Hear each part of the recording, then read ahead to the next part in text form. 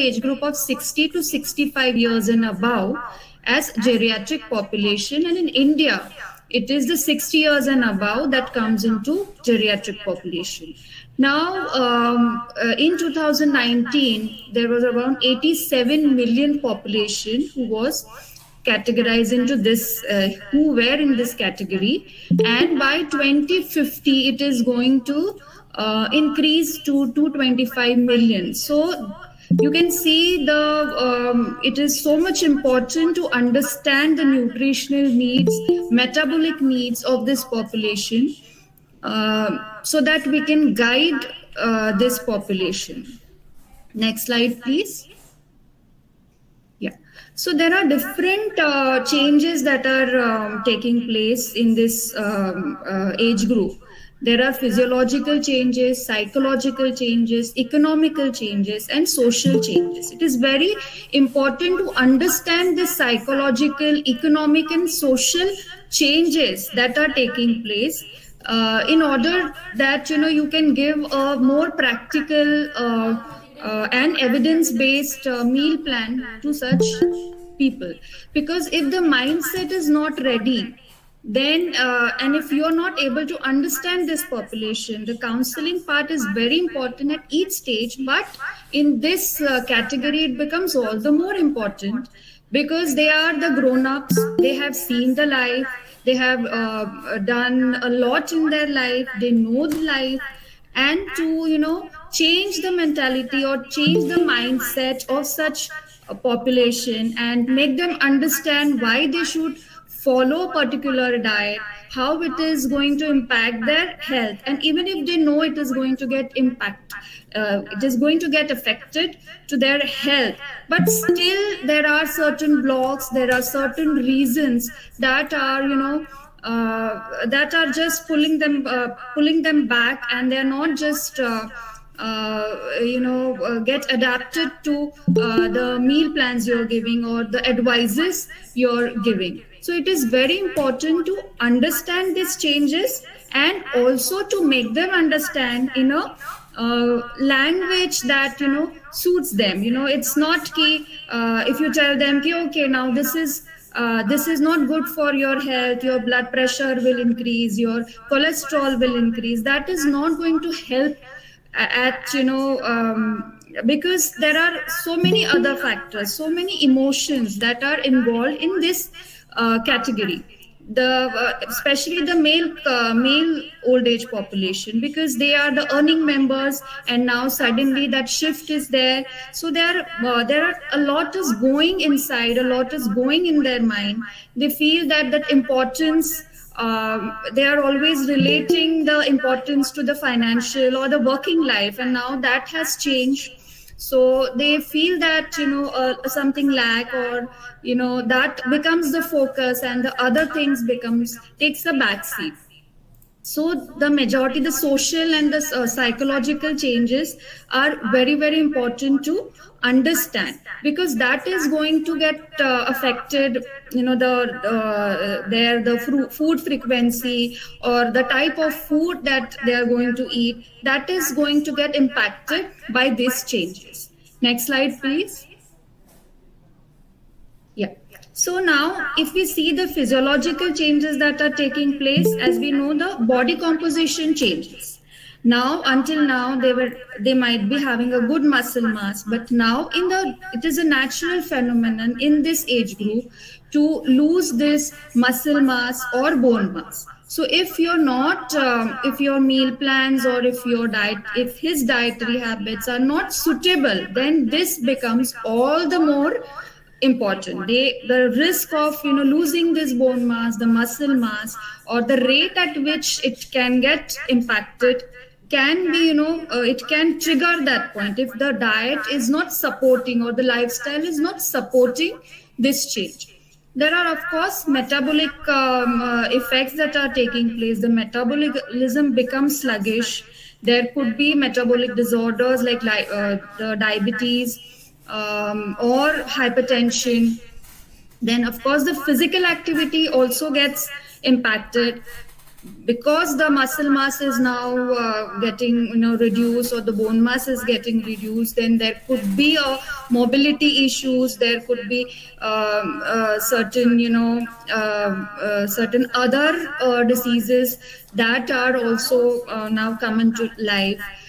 Also, the immunity part is also impacted. The immunity becomes suddenly you become more susceptible to diseases because your immunity is affected. We have seen in COVID era how this population were severely affected. So in this population, the immunity also gets reduced, or immunity gets impacted, and so there the normal like cold and cough and other diseases, also maybe allergic the infections or the other kind of infection, they are more susceptible to get this kind of infection. Suppose the patient is also having diabetes, then the risk factor of getting the food related complications can also increase due to this low immunity. And there could be dental problems, there could be there is also a change of the gut flora in this old age. So your senses or your taste buds also changes. The food which you were liking, you may not like it now. And also it is affected by the dental problems also. There could be some root canal or bridge or the breaking of teeth, and so you're not able to eat that food, or you're not able to enjoy that food, and so you're not getting that satiety.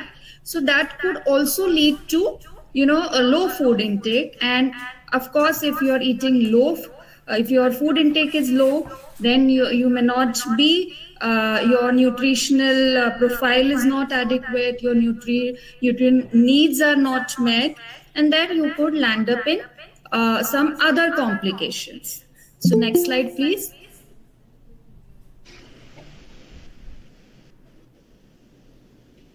Next slide, please.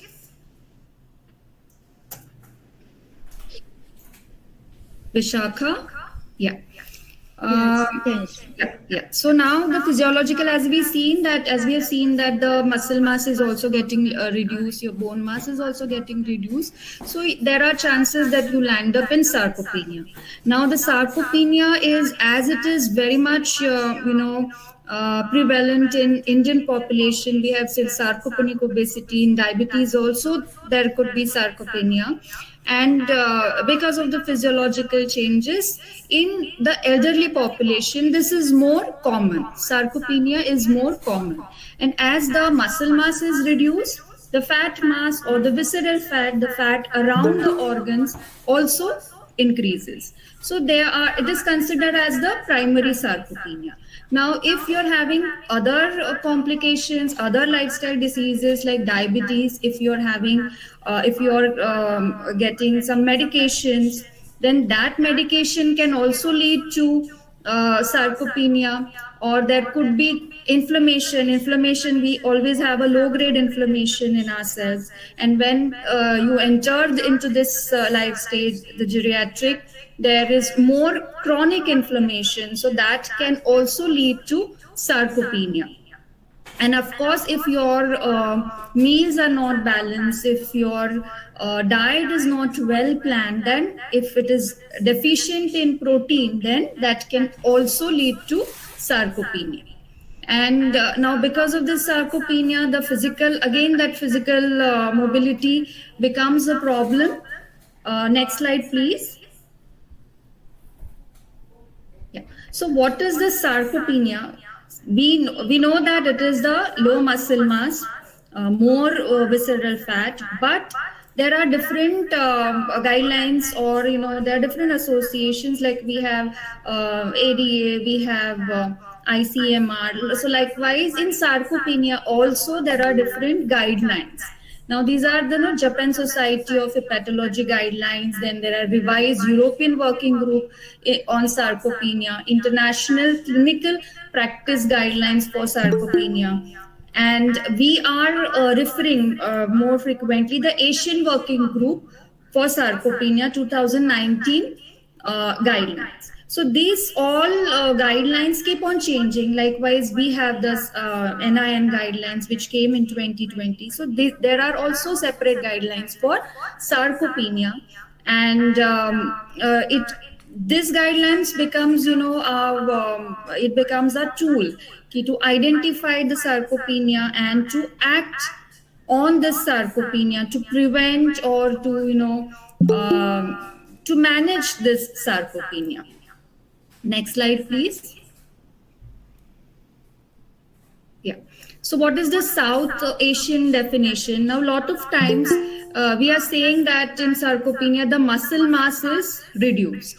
But it also happens, it is not just the measure of muscle mass. It is also a measure of muscle strength. How your muscles are strong, how strong your muscles are, how your muscles effectively perform. Because a lot of times, even if your muscle mass is good, but the client can be having a difficulty in walking, he is getting a frequent body aches, the legs are paining, knee pain. So that is also an indication that shows that the patient is having a sarcopenia. There are hand grip method also, or just sitting and waking. Just when the patient enters your room, you can just your work actually starts from that point, when the patient is opening the door, coming in front of you, sitting.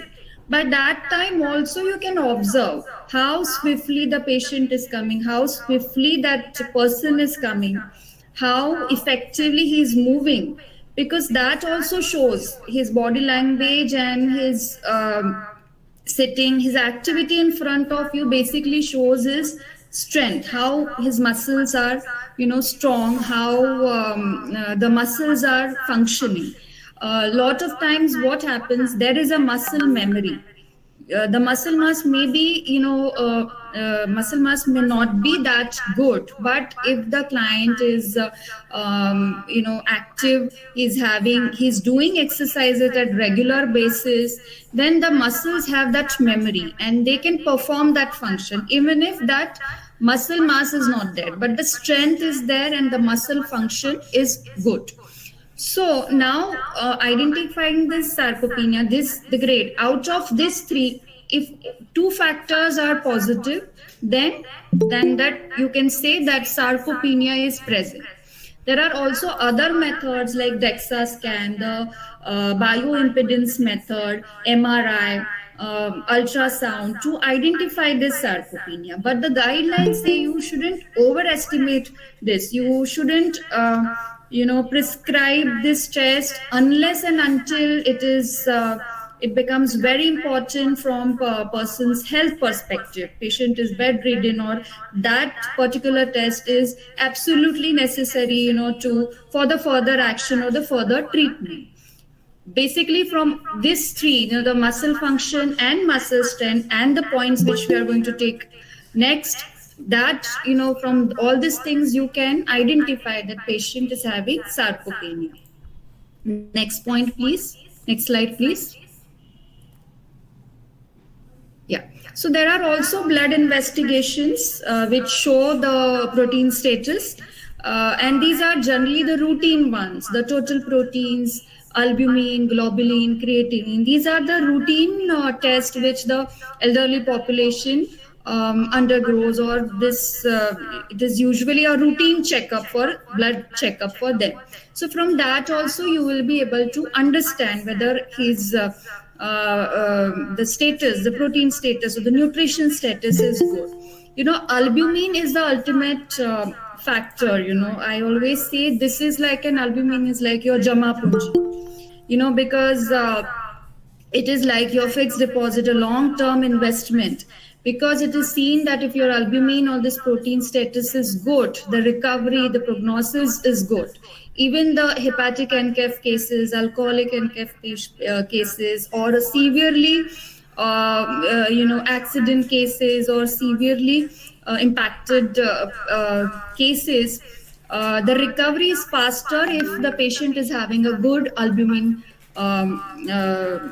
quotient. So it is like your long-term investment. You cannot just increase your albumin by having very short-term diets, like just you had, okay, now protein बढ़ाता है, so okay, now let's start having proteins. 1 month you had and then you stop, so it will not it will not affect, or it will not create that what you say, that status. You need to put in, you need to consistently have this proteins in your diet and the other aspects related to that, because only proteins are not important. The other nutrients, the micronutrients, the macros are also important.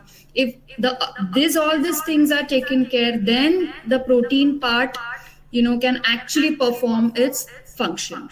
So from this test also you will come to know whether patient is having sarcopenia or how is its general nutritional status. Next slide, please. Yeah. So now all these guidelines which we had seen, they are majorly using this questionnaire.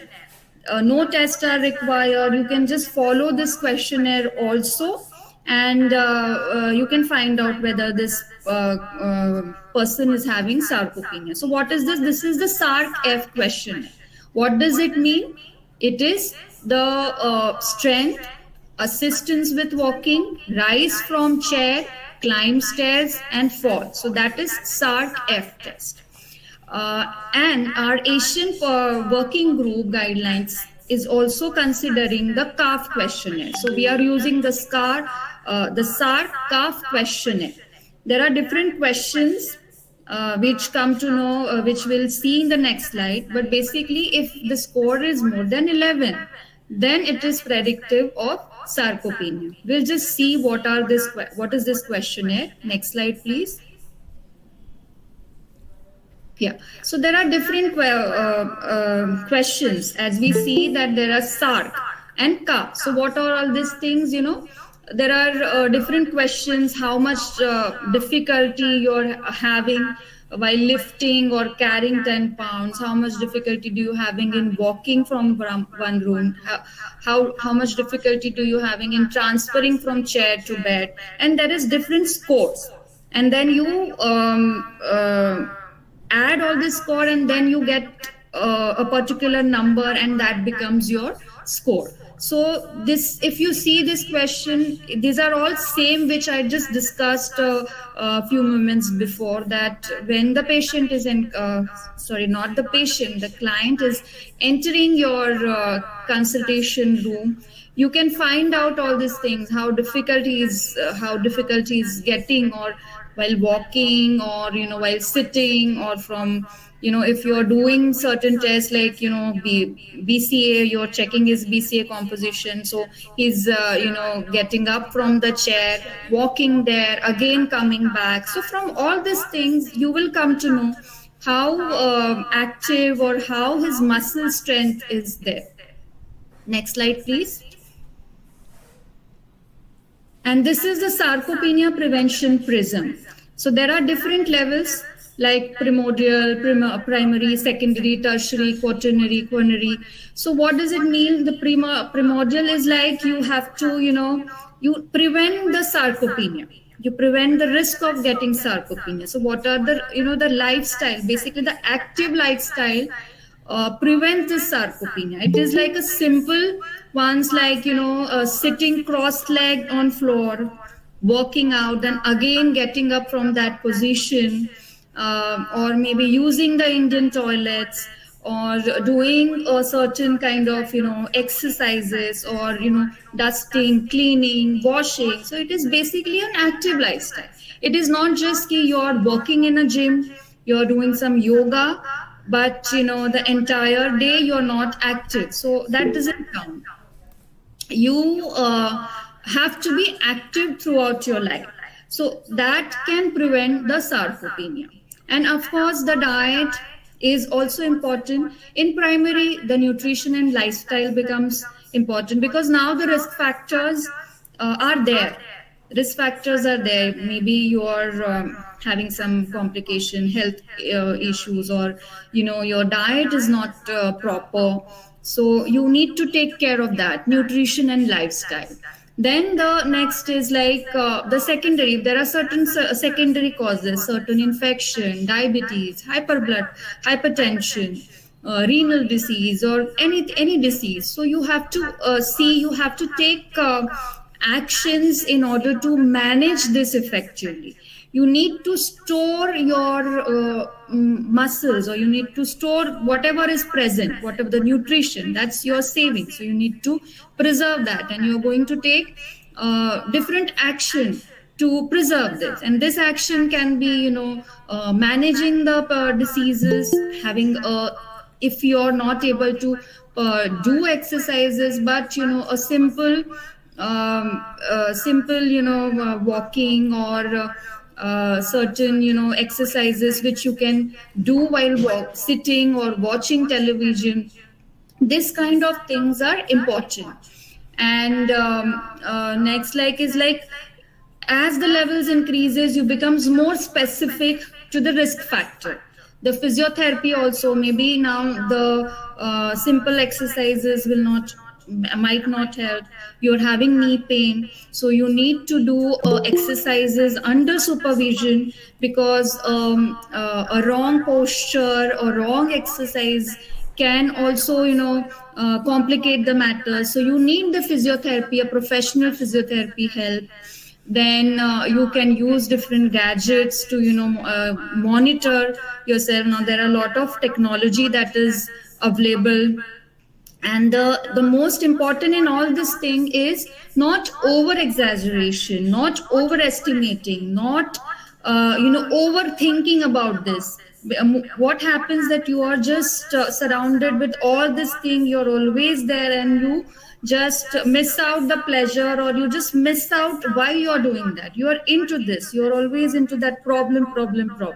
It is not like that. You have to come out of that problem. You need to see the different solutions, work on that, and you enjoy that, you accept that and enjoy these things, and do it.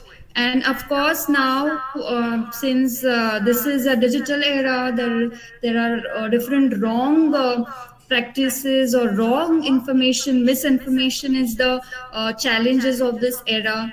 There are so many information that this is good if you're having a knee pain, or this is good if you're having maybe retinopathy or a neuropathy. So these exercises are good.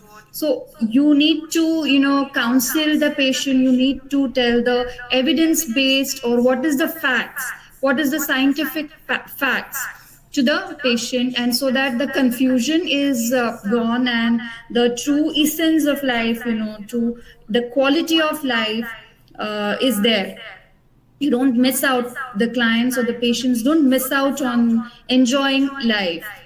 Next slide, please.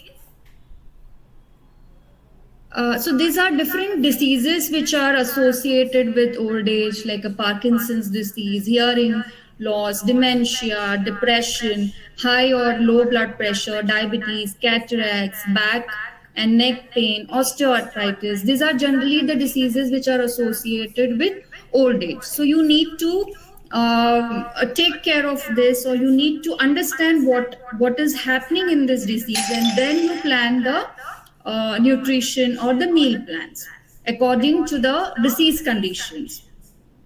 Next slide, please. So all these factors, what we had just seen, the psychological, the physiological,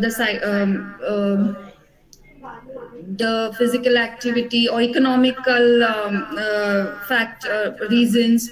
So there are different factors that are associated with all these things, and you need to take care of these factors while planning the meal plans, because your dietary intake gets impacted because of this. So what are these factors? The dietary intake, the disease condition, the bioavailability, digestion, physical activity, muscle mass, the fat percentage, weight, psychology, dental problems. All these things you have to consider while planning his meals. Next slide, please. Yeah. So now we know that as we age, the metabolism decreases, so the resting energy expenditure also drops down, and for each decade we reduce certain percentage. There's a decline by the BMR gets declined by 10 to 20% in elderly population. So the energy requirements are also getting reduced. But here the quality becomes a central stage. The quality becomes important, because as it is, there could be reason because of which the elderly population is not having proper food. He can be having a dental problems. He may not enjoy that food. So as it is, the quantity is getting reduced. So in whatever quantity he is having, we need to see that it is a nutrient dense. It is the micronutrients or the proteins factors are all taken care. So in whatever little amounts he is getting a good quality of nutrition. So because then, as we had seen, that the bioavailability, the digestion can also be there. The digestion problems, digestive issues can also be there. Then the as test buds are also affected. So the intake is slower. Intake is getting reduced. So whatever you are giving, you have to ensure that it has to be of good quality. Next slide, please. Yes. So as we've seen that we need to give proteins. Inadequate protein content intake can lead to loss of muscle mass, function and inability, impaired immune function, delayed wound healing, increased risk of fractures, injuries, falls, frailty. So all these things is happening because of inadequate protein content. So we need to give proper proteins, but only giving proteins is not going to serve the purpose. Protein intake is also important, and exercise part is also important. A lot of times protein is given so much importance. Everybody talks about protein, and then they'll end up in having a lot of protein, but the exercise part they're not taking care. So I'll come to this in later. I'll give you some example of this. These both are important. Protein intake is also important, and exercise is also important in order to preserve the muscle mass. Not just increase the muscle mass, but preserve the muscle mass.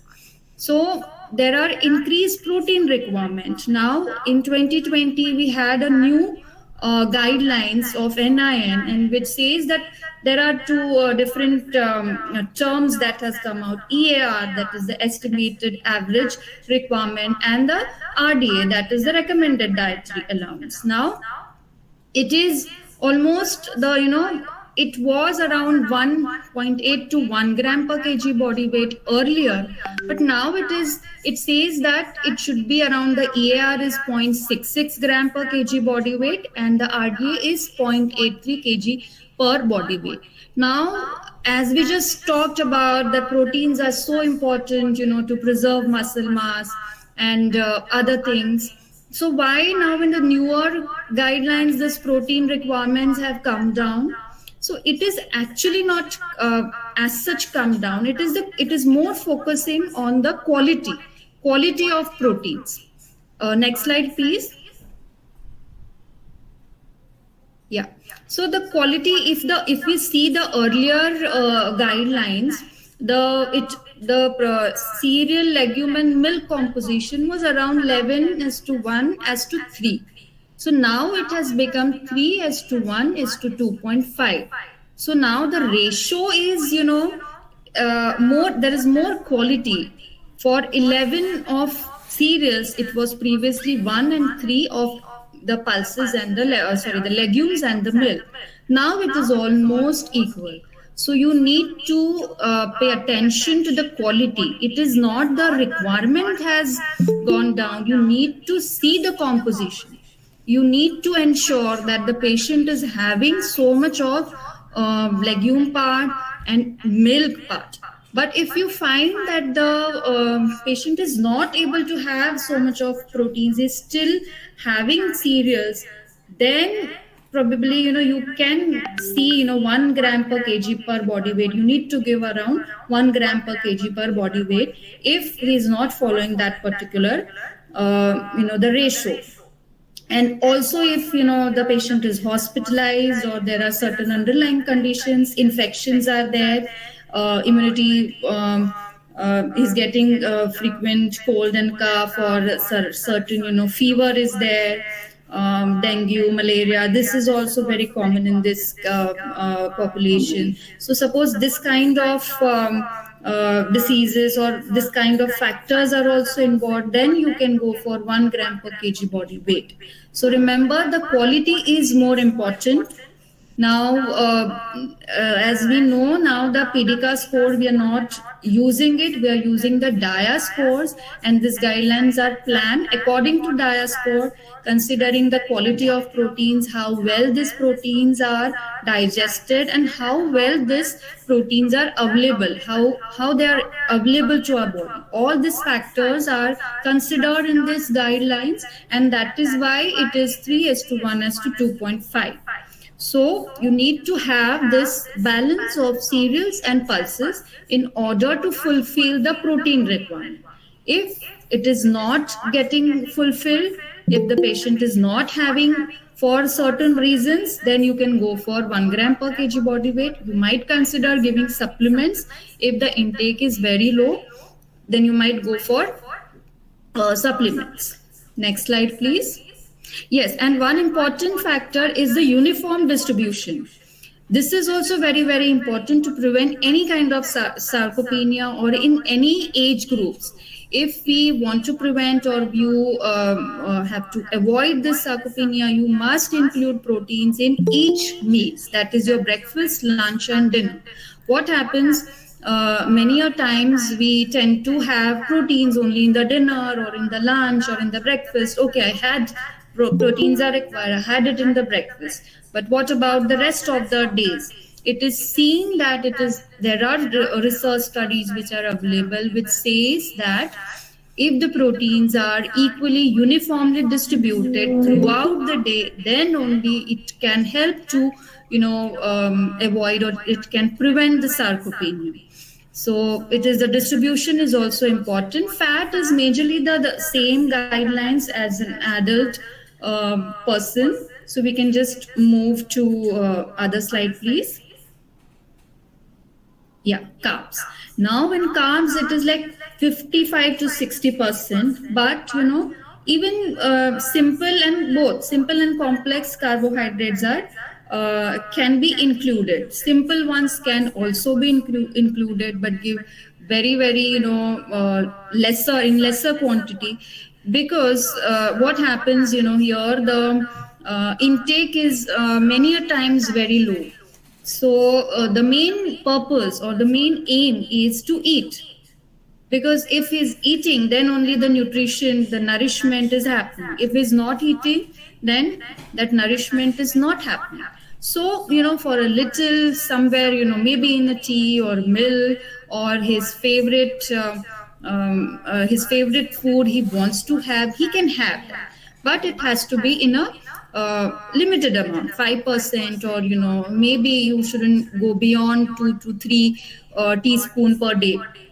But you can give it, and give variety of carbohydrates, complex carbohydrates. You can include whole grains, you can include millets, you can include the starchy vegetables, legumes. Legumes are also a good source of complex carbohydrate. Fruits are a good source of complex carbohydrates. So include all these carbs in the diet, not just wheat or rice. You try to include a variety of whole grains in your diet. Millets also, usually we are just using jowar or bajra, but there are plenty of other millets which are there. Amaranth is also there. It's a pseudo millet, but still you can use that. The morio, or that in Marathi it is called varise tandoor. In Hindi Brat ka chawal. So this is also a very good source of protein, iron. So it is just restricted in fast or some religious thing, but in usual diet also, in your day-to-day diet also, you can include this. So try to include a variety of carbohydrates in the food. Next slide, please. Fiber and water is also important. Fiber, we know that is needed for different purposes, like constipation, relieving constipation, and the cholesterol, reducing cholesterol, good for diabetes. We all know this, but water in elderly population becomes very very important point, because the muscle mass is also getting reduced. There is more fat, and fats are not holding water as the muscles. So there is a danger of this population getting dehydrated. So that is why you need to ensure that they are having proper water.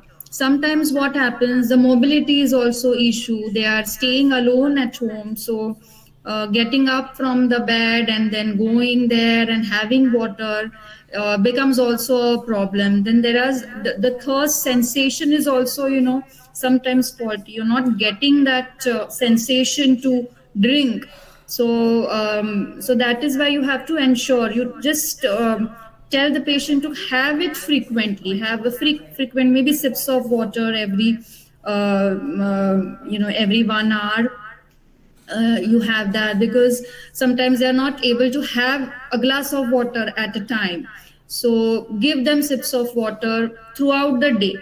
So, and also if you are giving more fiber, so that fiber also is holding more water, so you need to give more water. If you are adding fiber, you need to give more water. Otherwise there is a ulta effect. It can cause constipation. You're giving it for constipation, but then you're not ensuring that patient is having enough water, and then it is landing up in constipation. Next slide, please. Yes. Then there are different micronutrients which are required in different diseases which are associated with old age. There is age-related macular degeneration. There could be Alzheimer disease, cognitive impairment, obesity, CVD, cataract, reduced immune response, diabetes, depression, osteoporosis, frailty. So for a particular, there are researches, and I've listed also the references for the same. Different nutrients are related to different disorders. So you need to ensure that, okay, this is there, I need to give this nutrient. This cataract is there, I need to give vitamin C or carotenoids. There is a reduced immune response, I have to give the B complex and selenium. So likewise, you have to plan the micronutrient needs. Next slide, please. Again, this is the same, the factors. If you're seeing that there is a reduced GI tract function, then you have to give iron, vitamin B12, calcium, zinc, because a particular factor may impact the metabolism of this micronutrient, or that micronutrient is required in certain pathways. So there are interlink, or this what you say that it is a particular disease require a particular set of nutrients, and because they are interlinked in their functions, or maybe in metabolism. There could be interaction of this nutrient. So you can see there are different factors, then its effects, and then you have to fulfill the nutrient requirements for these factors. Next slide, please. And these are the RDA, the EAR and the RDA for different nutrients. Next slide, please. Yes. So now we see, there are so many micronutrients. So how to do that? We might know that for selenium we need to give the seeds. For this the iron we need to give leafy vegetables, and what else? So what sometimes it becomes a very complex thing. If we talk in this dietetics language, this is good, your digestion is impacted, or you're having this knee pain, you're having osteoarthritis, so you need to take this nutrients. The best way to include all this, or to take care of all this nutrient, the macros and your micros, the best solution is the dietary diversity. You need to ensure there are different foods from different food groups that you're including in a day. That's the best thing you can do. In the old age also, what we are associated with an old age, so we are doing the same thing, because you can't plan individual meals for such. Practically it may not be possible, because there are finances, the other factors, the management is also affected, or you cannot change all these things. So the best part is dietary diversity, to have a diversified diet. So it is just simple as that. Variety of food is variety of nutrients, preventing diseases and nutrient deficiencies, and better health. So the dietary diversity you need to ensure. Next point, next slide, please. So dietary diversity score, it is a 12 groups are there. In particular group there could be different different foods, like a cereal, whole grains in one group, A vegetables 2, group B 3, group C vegetables 4. So it is not just vegetables. Have vegetables? No, there are different kind of vegetables. There are group A, group B, group C. So you try to include all vegetables from each group. You can educate the clients. You can tell them, of course, in a language that they understand. Maybe a leafy vegetables or a root जो ground के नीचे जो मिट्टी में होते हैं. You can make them understand with simple language, or that they understand.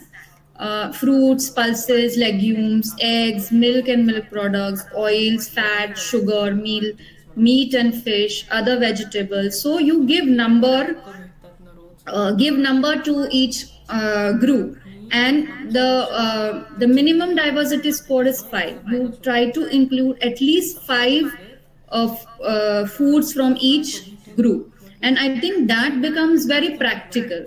When you just think of all these complexities, micronutrient, how I'm going to do it. But this becomes very practical. Different foods from different food groups. If it is minimum 5 are there, 5 to 10 is ideal, but at least 5 is quite possible, even in old age groups or hospitals, geriatric ward. It is possible to do that. Next slide, please. Yeah, so I always tell them कि कितने food groups थे. गब्बर खाने का गब्बर पूछता है कि कितने food groups थे. Each day you need to question this to yourself. कितने 4 से काम नहीं चलेगा. 12 food groups है, तो जितने ज्यादा आप लोगे उतने ज्यादा आपको न्यूट्रिएंट्स मिलेंगे, और जितने ज्यादा न्यूट्रिएंट्स मिलेंगे उतना आपका हेल्थ अच्छा होगा. So it is like, don't count just calories, count the food groups. Next slide, please. I'll just rush it off. So these are the tips to improve. What is the tips to you? A rainbow diet, colorful vegetables and fruits you try to include, and a different variety of foods you try to include in a diet. Next slide, please. Next slide, please. And again, this is the best part. The food plate, half of your plate is filled with vegetables, and 1/4 with cereals, and 1/4 for proteins. Next slide, please. Okay, this also I think we have just discussed. Next slide, please.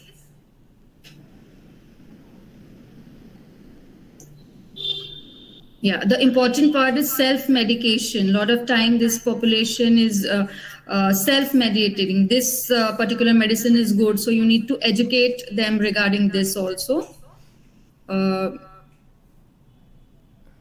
Next slide, please. Yeah, so I just talked about, the both protein intake and the exercise part is important. Now here was a client of 67-year-old, a Marwadi lady who was having pre-diabetes, hypertension, hypercholesterolemia, and she had a past history of breast cancer, but now recovered. And she came with a complaint of knee pain, body ache, and of course, to reduce the HbA1c levels. Now here her diet recall showed that she was having sweets, and she was skipping meals. Diet was low in proteins, and when we ensured that all this distribution and including the diversified diet, everything was taken care of. But she was not able to exercise it that frequently, or due to her knee pain, or she was not able to do that. So in spite of having a good protein intake, because she used to send us her meal pics regularly, daily, all meal pics she used to send us, and from that we could see that she was having proper proteins in throughout the day. But still, because of the physical activity was not there, if you can see, there was a drop in muscle mass. So this could be more. This muscle loss can be more if her diet was not proper. But only adequate proteins are not important. Physical activity is also important. So we have told her to meet physiotherapist and do certain exercises that can help to preserve this muscle mass. Next slide, please. Next slide, please. Yeah, and these are the the body composition analysis of a marathon runner who is 64 years old, and he was always having a good exercise or an active lifestyle throughout his life, but still he was not able to give his best. His runs, or he was getting cramps after covering certain kilometers. After every 30 kilometers he was getting cramps. Then there were the stamina was also not good, and then we worked on his composition, the meal composition, and you can just see it. Here it is, if you can see the second table, the C type, if you can see, this C types means there is less protein, more fat. And in the next slide, if you can see, it has become I shape. So that at this age also, in the later stage, in the elderly population also, if the physical activity and the protein intake is good, it can really make a difference. And yes, this is like an not a rare case, or it's an inspiration for all of us. At this age he can do it, so at our age also we can do it. So the point here is proteins, and adequate protein and exercise both are important, and if we do it consistently, it gives results too. Next slide, please. Yeah. So now this is a case study, 66-year-old Maharashtrian lady with weight of 77 kgs. She was a retired school teacher. She had type 2 diabetes since 9 years, hypertension since 22 years, and consulted us for blood sugar control, reduced cholesterol, tiredness, knee pain. And these are the, she was on this medications, Nebi and Asonex for her cholesterol level, glycomegaly for this diabetes, and Dietal is basically having all the nutrients. So micronutrients part was taken care from this Dietal. Next slide, please. Yeah. So the background, always the assessment is very, very, very important to understand the patient's lifestyle, the problems related to it, why a particular lifestyle is there for that particular person. Now she is a lady. She was a retired school teacher, so she must be having active lifestyle. She had a particular timings where she used to go. And now her both sons are settled abroad, so suddenly she's getting more time, and there are less there are only two, husband and she's there. So obviously the loneliness factor is also there. She's sensitive. There is a sudden change of family environment and work. She used to be a very active person socially, physically, and a perfectionist. Then in between, the COVID came, and then they have to be, kept in a room, not going out. So all these things has, mounted the loneliness and all loneliness factor, sensitivity. These factors are very important in this category. See, hobbies also, you try to see what are their hobbies and all, because then you try to connect with the client. There is a personal touch, and then listening is very important for them. They may be staying alone, or even if they are staying with the family is busy. So if you talk to them, with them, the connection is good, and then you are better. And all this thing, why it is important? Because we want the client to follow particular diet, follow the diet which is best for him. So for all these things, it is important to know his routine and know his basic lifestyle. Next slide, please. Yeah, so these are the blood investigation. You can see the HbA1c was 7.9, cholesterol was high, triglyceride were moderately high, uric acid was high, creatinine was 1, and microalbuminuria was 60. So there was a beginning of some nephropathic changes, because she was having hypertension since a long time, and now she's having a diabetes also. Rest of the parameters were normal, and you can see it after the dietary intervention. The HbA1c and the cholesterol, everything got under control. Next slide, please. We'll see how we did that. Yeah. Amita, can we hurry up, because it's already 1 hour? So yes, if you can just hurry up. So we'll have more time for discussion also. Yes. Yeah. These are the dietary recall. You can just see what is her routine and what she's having. That next slide, please. So the nutrition diagnosis, the protein intake is always try to connect with why it is happening and what we have to do. When you are assessing the patient, try to connect that information, try to connect the different dots. These are puzzles, and you need to join this puzzle. So see what are the nutrition goals, what is the nutrition diagnosis, and how you are going to how you can intervene this goals, how you are going to achieve this goals. Next slide, please. So we worked on her, again, the diet diversity and the uniform distribution, and she was skipping breakfast, and we all know how eating breakfast is very important.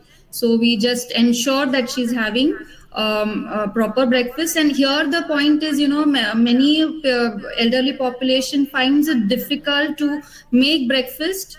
Because again, maybe they are not used to that, or they are not having that energy to do it. So you have to ensure that it is easily prepared, and less preparation is required, but still it is healthy. So it is thali peeth, amboli, mixed pulses, chilla, ukkad, which you can make it easily. Next slide, please.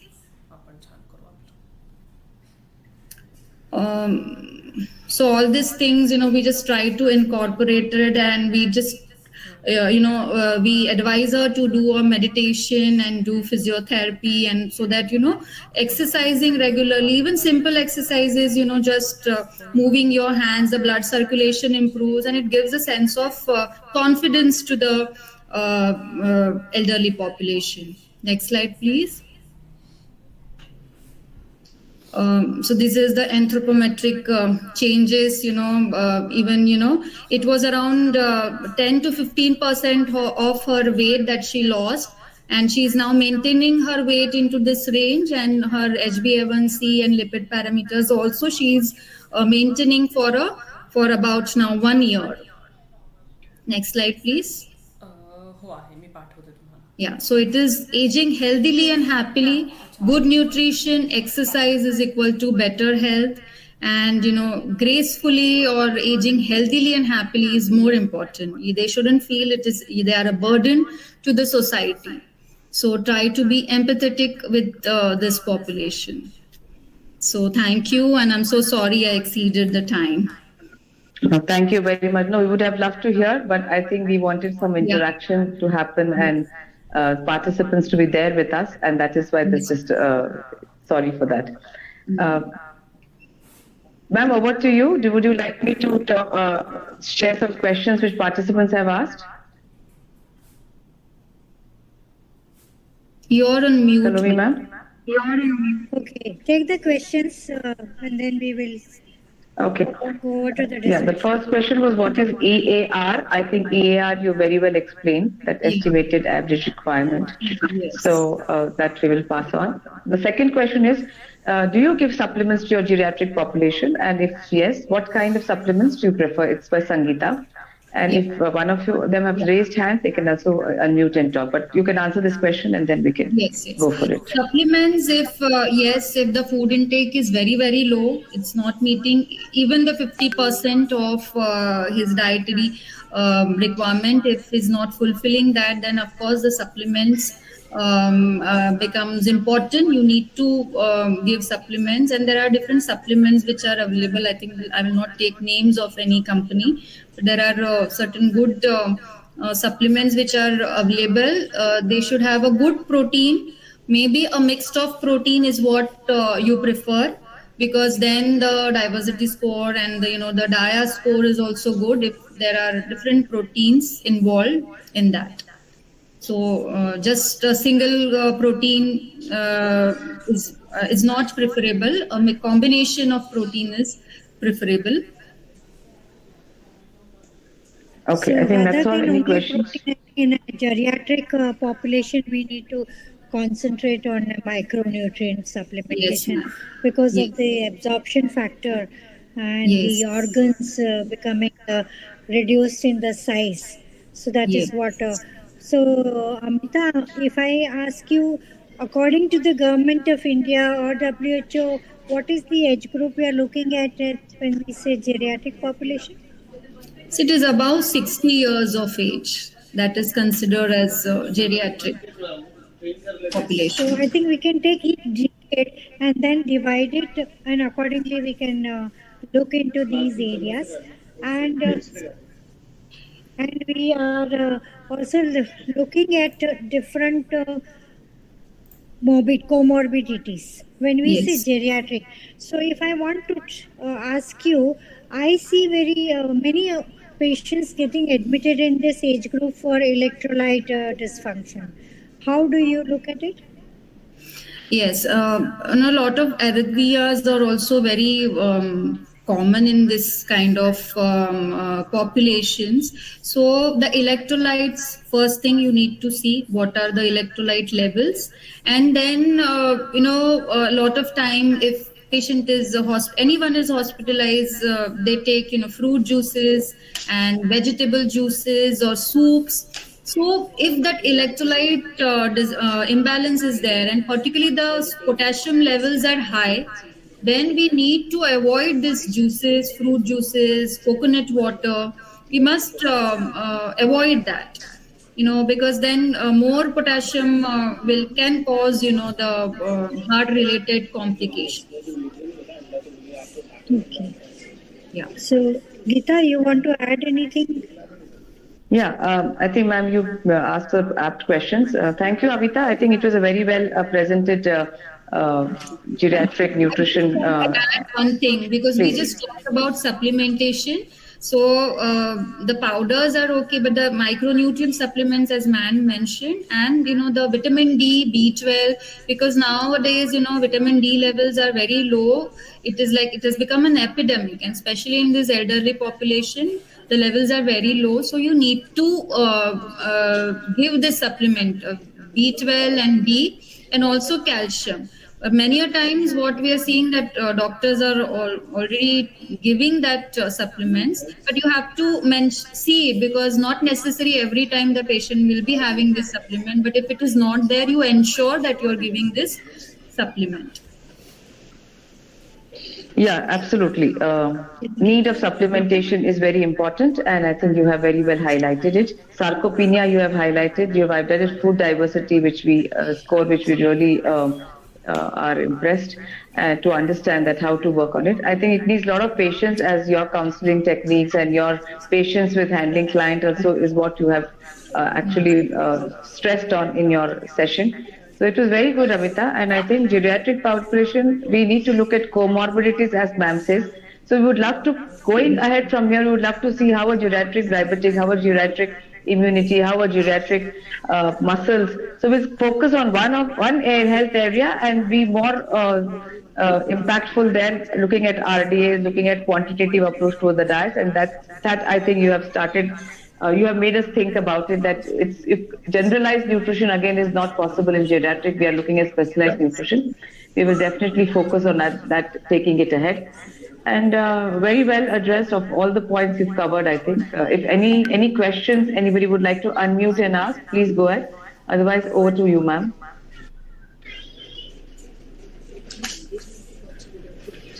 Yeah, thank you, Amita, for that illustrative. And with the case study, I think we do look at most of our sessions with the application based, and I think you have covered it. And the participants have definitely learned. It's a vast subject, geriatric, and it's a vast age group. So. Yes. Above 80 to 90 group, now we have a very majority aged group, and we really need to look into gastroparesis and other things, the commonly problems. And that is, I think we should, as a nutritionist, look at targeted management or like a targeted therapy, which is problem based. Apart from what, and there is a vast difference in how we treat an adult and in geriatric. So you have highlighted that. So thank you so much. And yes, thank you participants for being with us. I think we will have this webinar on the YouTube, so you can go and have a look at it also. And I think we will inform you for our next session. Sure. So thank you. Geeta, you can thank the back-end team and others. Yeah, thank you very much, ma'am. I think all the sessions make more impressive because you are there to give some concluding remarks. We look forward to your inputs very much than the presenter's input at the same time. So thank you very much for being there, for guiding us. And thank you, BNA Life team, Nazneen, Richa, Mr. Gandhi, Vishakha, to have coordinated this session at the back end. And thank you to all the participants. I think you are the one who make these sessions more successful. And we look forward to have your presence every time. Do feel to give the feedback, subscribe to our YouTube channel, for our Facebook, Instagram to get the updates. And the BNA Life is here to give you all the technical inputs on evidence-based nutrition therapy as always. And last of all, thank you, Amita. I know your gratitude towards Salome ma'am means a lot for this whole session, and you're here just for her. But we really loved your inputs in all this, and would love to hear you more case-based discussions going ahead in this geriatric nutrition population. Thank you very much. Thank you all, and have a wonderful evening. Thank you. Thank you so much. Thank you, Amita, for accepting. Thank you so much, Salome ma'am. Thank you, ma'am. Thank you, ma'am. For moderating so well. Thank Yes. you to back-end team and participants. Yes, thank you. Thank you, ma'am. Thank you, Salome ma'am. Thank you, Geeta ma'am.